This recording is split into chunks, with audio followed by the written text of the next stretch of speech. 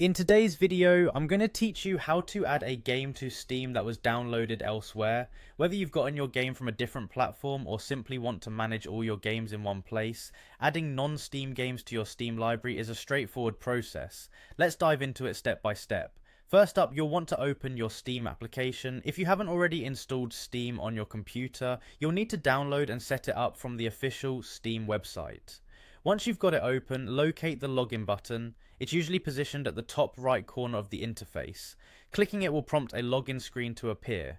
Now enter your account name and password associated with your Steam account. This is your regular Steam login information, so make sure to have it on hand. Once you've entered your credentials, click on the sign in button to access your account. With that done, you'll find yourself on the Steam homepage. From here, look towards the top of the interface again and locate the Games menu in the navigation bar. Click on it, and from the drop down list you'll see an option that reads Add a non-Steam game to my library.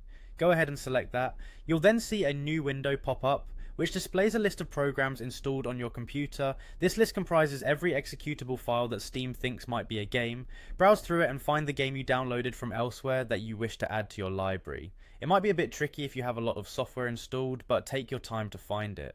Once you've identified your game in the list, select it by clicking the checkbox next to the game's name. This step is vital as it tells Steam which of the programs you want to include in your library.